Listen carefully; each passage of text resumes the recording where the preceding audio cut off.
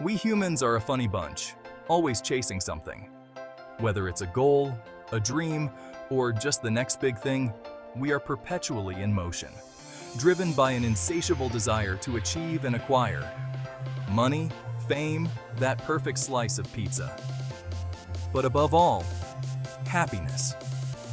We seek it in material wealth, in the adoration of others, and even in the simplest pleasures of life. That elusive, feel-good feeling we just can't get enough of. It's the ultimate prize, the one thing we all yearn for, regardless of who we are or where we come from. It's the holy grail of human existence. Ancient philosophers pondered it, modern gurus preach it. From Socrates to Tony Robbins, the quest for happiness has been a central theme in human thought and culture. Self-help books promise it, for the low price of $19.99.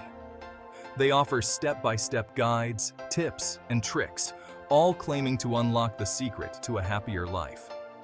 But what is happiness really? Is it a fleeting emotion, a state of mind, or something more profound? Philosophers, psychologists, and everyday people have all grappled with this question. And how do we catch it? Is it something we can hold on to, or is it as elusive as a butterfly, always just out of reach? Turns out, there are more answers than flavors of ice cream. Each person has their own recipe for happiness, a unique blend of experiences, relationships, and personal fulfillment. Some swear by ancient wisdom. They find solace in the teachings of the past, believing that the answers to modern problems lie in age-old philosophies. Others by modern self-help hacks. They turn to contemporary practices like mindfulness, yoga, and the latest self-help trends to find their path to happiness.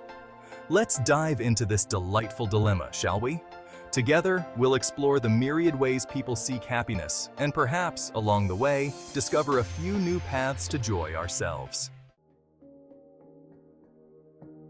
Imagine a philosophy that tells you, hey, life's gonna throw curveballs. Get used to it. But instead of just bracing for impact, it teaches you how to navigate through those challenges with grace and resilience. That, my friends, is Stoicism in a nutshell. It's an ancient philosophy that has stood the test of time, guiding people through the ups and downs of life for centuries. No, it's not about being a stone-faced robot. It's about finding inner peace and strength, no matter what life throws at you. It's about controlling what you can, your thoughts, reactions, and mastering your inner world. This means being mindful of your emotions and responses and not letting external events dictate your happiness and accepting what you can't, pretty much everything else. This acceptance isn't about giving up, it's about understanding the limits of your control and focusing your energy where it truly matters. Sounds kind of grim? Stick with me. The beauty of Stoicism lies in its simplicity and practicality. It's about finding joy in the little things, in the everyday moments that often go unnoticed. The Stoics were masters at finding joy in unexpected places. They believed that true happiness wasn't dependent on external circumstances, but came from within. They believed true happiness came from virtue, from living in alignment with nature. This means living a life of integrity, wisdom, courage, and moderation. Think of it like this: you can't control the weather, but you can choose to dance in the rain. That's Stoicism, baby. It's about embracing life's unpredictability and finding joy in the journey, no matter where it takes you. So next time life throws you a curveball, remember the Stoics. Find joy in the unchanging and let your inner peace guide you through the storm. Now, on to a slightly more indulgent philosophy. If Stoicism is the strong, silent type, hedonism is the life of the party. Pleasure is king. Food, drink, good company, bring it on. Hedonists believe happiness is all about maximizing pleasure, minimizing pain. Sounds pretty good, right? Well, hold your horses. Hedonism often gets a bad rap for being all about fleeting pleasures. Think all-night rages and endless buffets. But true hedonism is a bit more nuanced. It's about seeking pleasure that's sustainable, that enriches your life, not just your waistline. Fast forward a few centuries, and the quest for happiness is still going strong. Enter the modern self-help movement. From meditation apps to gratitude journals, we've got more happiness hacks than ever before. And don't get me wrong, some of it's great. Mindfulness? Love it. Gratitude exercises? Sign me up. But the self-help world can also feel like a never-ending buffet.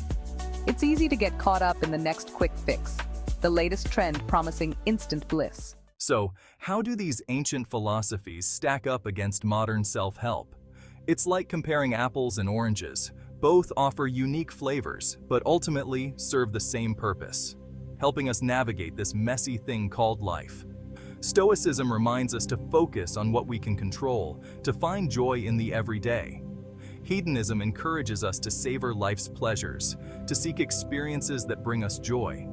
In modern self-help, it offers a toolbox of techniques, from mindfulness to positive psychology, to help us live our best lives. So, which one is better for happiness in today's world? Stoic, calm, or hedonistic spree?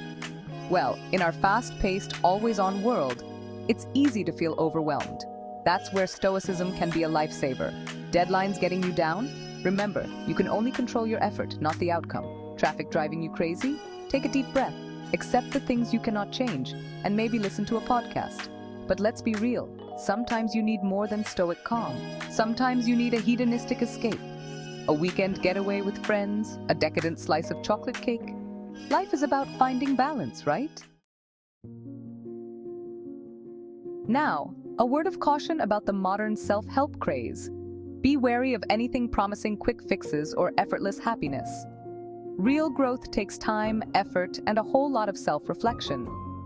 And remember, happiness isn't a destination, it's a journey. There will be bumps in the road, detours, and maybe even a few wrong turns. But that's part of what makes the journey interesting. The good news is, you don't have to choose between ancient wisdom and modern self-help. You can pick and choose, blend, and experiment until you find your own personal recipe for happiness.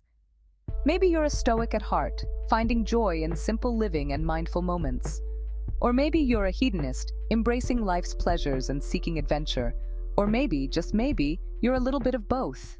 No matter what your philosophy, remember this: happiness is an ongoing journey, not a one-time achievement. It's about cultivating habits, practicing gratitude, and learning to find joy in the everyday moments. So be patient with yourself, be kind to yourself, and most importantly, enjoy the ride every day. So, what's the secret sauce to happiness? It's a question that has intrigued humanity for centuries. If you've made it this far, you're probably hoping for a simple answer. Maybe you're looking for a quick fix, a magic formula that can bring instant bliss. A magic formula for instant bliss. But let's be honest, life is far more complex than that.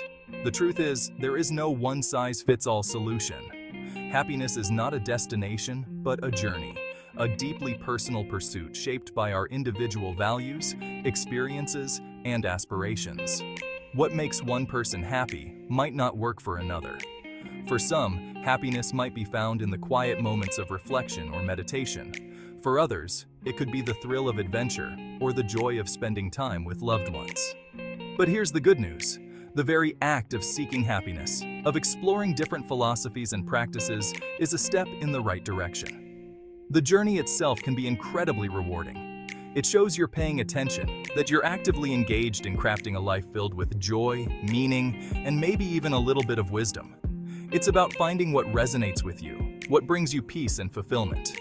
Maybe it's painting, gardening, or simply looking out the window and appreciating the beauty of the world. It's about setting goals, dreaming big, and taking small steps every day towards those dreams.